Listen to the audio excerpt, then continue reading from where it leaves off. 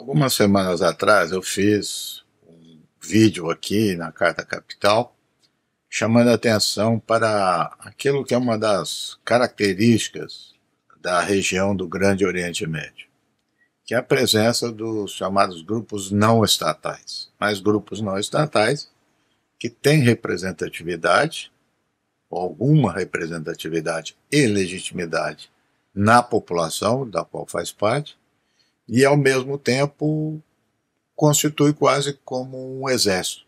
E aqui falamos dos grupos que giram em torno do Irã, chamado Eixo da Resistência. Hezbollah no Líbano, Hamas na Palestina, milícias na Síria, Iraque e os Houthis. Os Houthis, o grupo ali do Iêmen. Pois bem, hoje eu quero trazer duas questões em relação a isso. Em primeiro lugar, referente aos Houthis.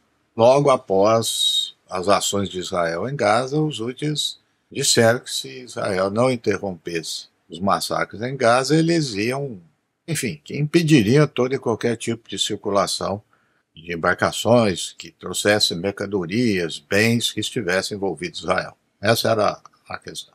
Como isso não aconteceu, eles começaram a atacar vários navios. Se a gente olhar bem onde eles estão localizados, uma área extremamente estratégica para o comércio marítimo.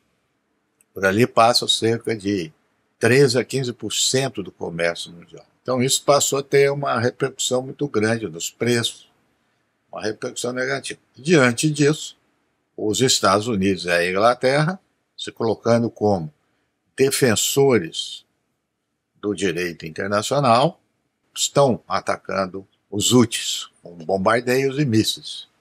E os Houthis estão respondendo. Estão voltando, atacando até com maior intensidade os navios. Então, sobre isso, é interessante duas observações. Primeiro, essa ideia que os Estados Unidos e a Inglaterra se arvoram no direito de manter a chamada estabilidade internacional, passando por cima de toda e qualquer instituição internacional. A respeito disso, duas declarações. O primeiro-ministro britânico, Sunak, falou explicitamente sobre isso. Nós, a Inglaterra, temos o dever de manter o direito internacional. It is a direct response to the Houthis' attacks on international shipping. And we should also recognize the risks of inaction.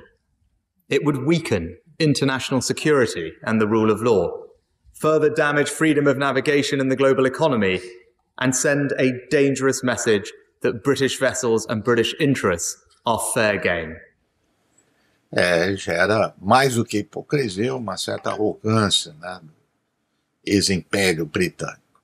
Mas a declaração que ganhou as redes foi a do presidente Biden, perguntado sobre se estaria funcionando esses ataques dos Estados Unidos e da Inglaterra.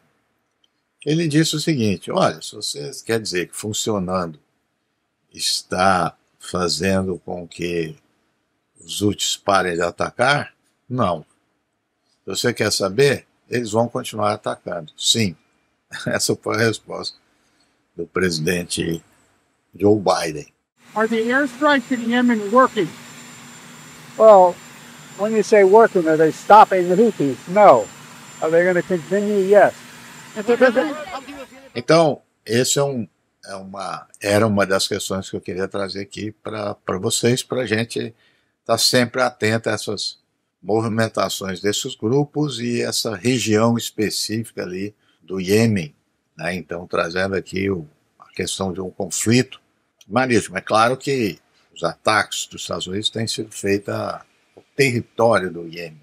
Uma outra questão, que é um desdobramento dessas ações, foi que o Irã, essa semana, atacou com mísseis regiões do Iraque e do Paquistão. Em relação ao Iraque, o argumento é que havia grupos na região dos curdos e esses grupos teriam articulação com Israel e com outros grupos terroristas que estariam por trás dos atentados no Irã. O Iraque protestou, mas, como a gente sabe, o governo do Iraque está numa situação muito frágil. A outra foi mais complicada. O Irã enviou mísseis na região do Paquistão, fronteira com o Irã, mais especificamente do Baluquistão. Ali também há vários grupos, né, que são classificados como terroristas, que ora atacam, o próprio Paquistão ora ataca o Irã.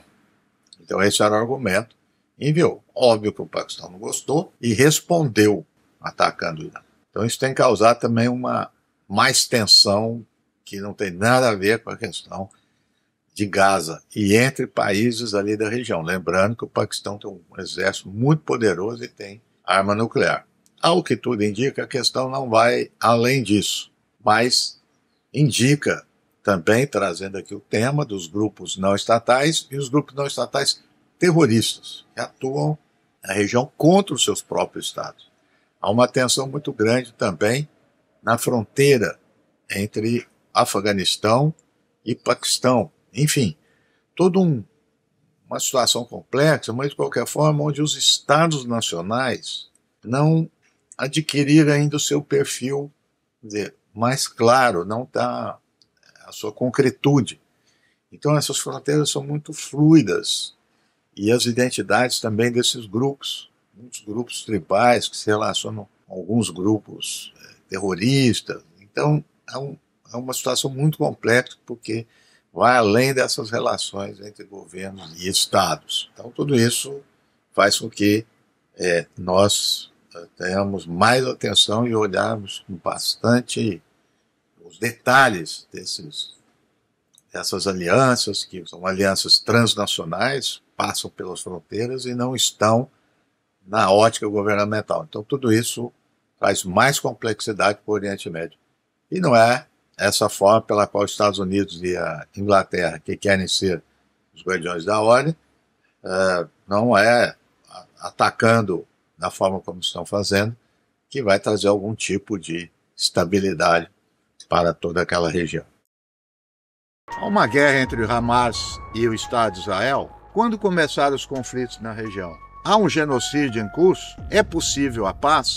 Eu sou o Reginaldo Nassi e junto com a Carta Capital te convido a participar do curso Desvendando a Palestina. Vamos decifrar as origens e a dinâmica da violência na região, compreendendo a criação do Estado de Israel, bem como a presença dos Estados Unidos na região. Vamos mergulhar na realidade dos territórios ocupados, nas ações militares de Israel, bem como na resistência palestina, sempre sob uma perspectiva crítica e objetiva.